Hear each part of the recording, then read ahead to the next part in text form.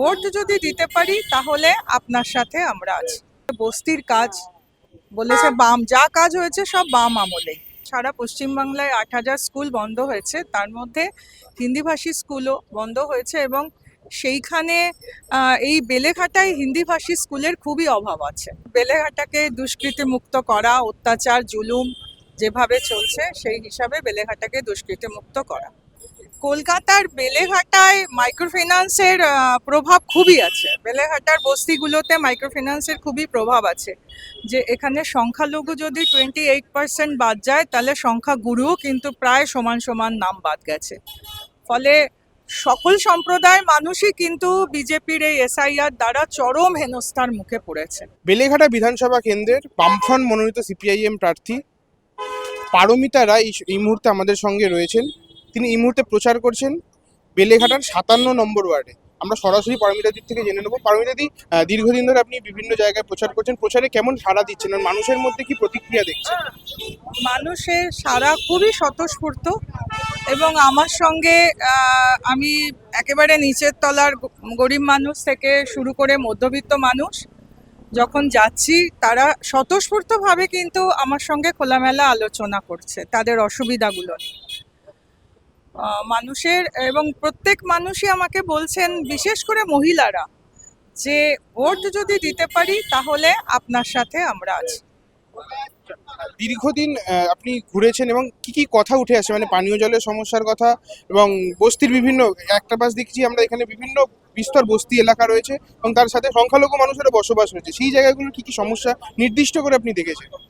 আমরা যে বস্তিগুলোতে ঘুরেছি, প্রত্যেকটা ঘরে যে সমস্যাগুলো বলেছে সেটা হচ্ছে বস্তির কাজ বলেছে বাম, যা কাজ হয়েছে সব বাম আমলে। তারপরে আর কোনো বস্তির ভিতরে আইপির কাজ বলো, জলের কাজ বলো, কিছু হয়নি। এবং সত্যিই দেখলাম একদম ভাঙাচোরা বস্তিগুলো, কোনো উন্নয়ন হয়নি। আর মহিলারা বলেছেন যে ভাতা তো আছে, ঠিক আছে, কিন্তু আমাদের পরিবারে যতজন সদস্য, সেই সদস্য পিছু যে মানে খরচ, সেই খরচ হিসাব অনুযায়ী আমাদের রোজগার বাড়ছে না। ফলে আপনারা আমাদের ঘরের ছেলে মেয়েদের কাজের ব্যবস্থা করতে পারবেন কিনা এটা। তাছাড়া বেলেঘাটার বেশ কিছু স্থানীয় ইস্যু এসেছে। সেই স্থানীয় ইস্যুগুলোর মধ্যে একটা আছে সুকান্ত মঞ্চ।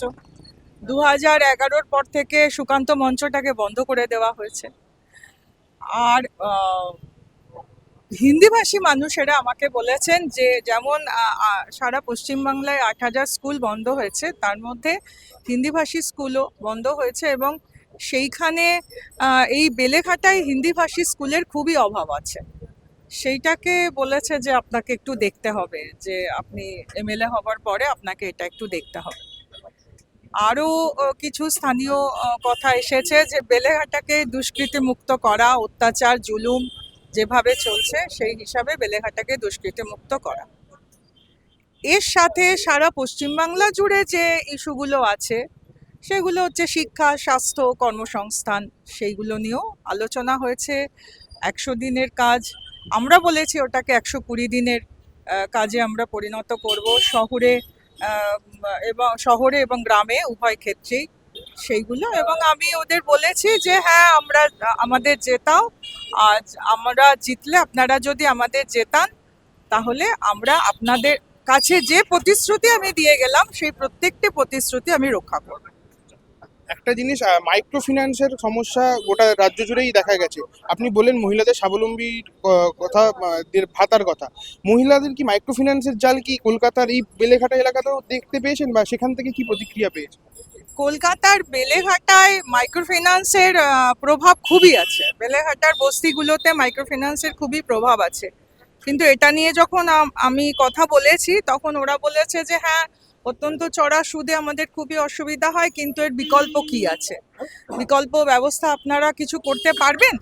তো আমরা বলেছি যে হ্যাঁ, আমরা সমবায় গুলোকে শক্তিশালী করব এবং তার মধ্যে দিয়ে স্বনির্ভর গোষ্ঠীগুলি তৈরি করা, এবং যেটা আগে বাম সরকারের সময় ছিল যে সহজলভ্য ঋণ, সহজ সুদে ঋণ, সেটা আমরা সমবায়ের মাধ্যমে স্বনির্ভর গোষ্ঠীগুলোর কাছে পৌঁছে দেব মহিলাদের নিজের পায়ে দাঁড়ানোর জন্য। আমরা এই মুহূর্তে যেখানে রয়েছি এটা তো দীর্ঘ সংখ্যালঘু মানুষের বসবাস। এসআইআর এর প্রক্রিয়া চলছে এবং কমিশনের যে ব্যর্থতা, যে অ্যাডজুডিকেশনের নামে মানুষের বাদ দেওয়া, সেই কথা কি উঠে এসছে? এবং যদি সংখ্যালঘু মানুষের, আপনারা আজকেও কালকে গোটা রাজ্য জুড়ে সিপিআইএম বিক্ষোভের ডাক দিয়েছে এবং বিভিন্ন সংখ্যালঘু মানুষের পাশে থাকার কথা বলেছে, তারা ফোন নাম্বার দিয়েছে, যারা অ্যাডজুডিকেশন নামে বাদ গেছে তাদের পাশে থাকবেন।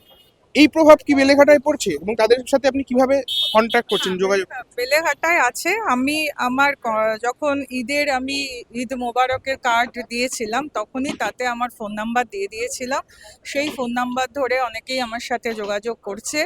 তো আমাদের লোকেদের সঙ্গে আমি তাদেরকে যুক্ত করে দিচ্ছি যে তাদের হেল্প করার জন্য।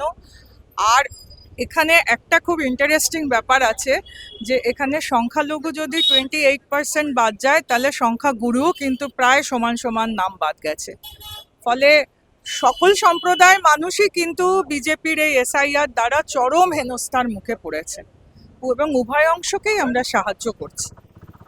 আপনি বললেন দুষ্কৃতী রাজের কথা, গোটা বেলেঘাটা সন্ত্রস্ত এলাকা, আপনি এখনো যেখানে রয়েছে সেটাও এখনো সন্ত্রস্ত। দেওয়াল মুছে দেওয়ারই ঘটনা এখানে জানতে পারলাম আমরা। এইভাবে এই বেলেঘাটাকে মানে দুষ্কৃতি মুক্ত করার জন্য ভবিষ্যতে আপনার পরিকল্পনা কি থাকবে এবং নির্বাচন সামনে, পুলিশ প্রশাসন এবং নির্বাচন কমিশনকে কি কোনো বার্তা দেবেন আপনি? হ্যাঁ, নির্বাচন এইগুলো তো আমরা সব নজরে রাখছি এবং আমরা তো নির্বাচন কমিশনকে অবশ্যই জানাবো। আর নির্বাচন কমিশন এখন যেসব কথাবার্তা বলছে, যেভাবে তারা স্বচ্ছ ফেয়ার ইলেকশন করতে চায়, ফলে বাস্তবে তারা এটা কত দূর অবধি করতে পারে বা কতটুকু সত্যিকারের সদিচ্ছা কতখানি আছে। কারণ আমরা তো এসআইআরটা দেখলাম পুরোই কেন্দ্রের শাসক দল যেরকম যেরকম বলছে সেরকম করছে। তো এই ক্ষেত্রেও আমাদের তো নির্বাচন কমিশনের ওপর নজর থাকবে যে তারা সত্যিকারের তাদের মন থেকে কতটা ইচ্ছা আছে যে এখানে স্বচ্ছ নির্বাচন করা এবং ফেয়ার ইলেকশন করা। আর তার সঙ্গে সঙ্গে আমি একটা কথা শুধু বলবো যে মানুষ কিন্তু মাইন্ডসেট করে নিয়েছে, বদল হচ্ছেই। ফলে বেলেঘাটায় তো আরো বেশি বদল হচ্ছে। কারণগুলো আমি এখন অন ক্যামেরা বলছি না, মানুষকে জিজ্ঞেস করলে তারাই বলে দেবে।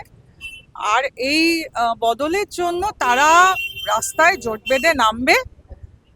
কিন্তু আমি এই তোমাদের মাধ্যমে আমি আবেদন করব পুলিশ প্রশাসনকে এবং নির্বাচন কমিশনকে যে মানুষ যে তার মন থেকে এটা একটা ঠিক করে ফেলেছে, ফলে মানুষের মন বোঝার চেষ্টা করুন এবং তাদেরকে সাহায্য করুন যে তারা যাতে তাদের নিজের ভোট নিজেরা দিতে পারে। বাম গণতান্ত্রিক বিকল্প শক্তিকে এবং রুটি রুজির লড়াইকে বিধানসভায় পৌঁছে দিতে বেলেঘাটায় প্রচার করছেন জোর কদমে প্রার্থী পারমিতা রায়। আমাদের নজর থাকবে তার দিকে, আপনাদের নজর থাকুক গণশক্তি ডিজিটাল। এই ভিডিওটিকে লাইক করুন, আপনার গুরুত্বপূর্ণ মতামত কমেন্টের মাধ্যমে আমাদের জানান এবং আমাদের চ্যানেলের ভিডিও সবার আগে দেখার জন্য ইউটিউবে গণশক্তিকে সাবস্ক্রাইব করুন, ফেসবুকে ফলো করুন এবং শেয়ার করুন আপনার পরিচিতদের মধ্যে। আমাদের চ্যানেলে আপলোড হওয়া ভিডিও নোটিফিকেশন পেতে বেল আইকনটি ক্লিক করতে ভুলবেন না।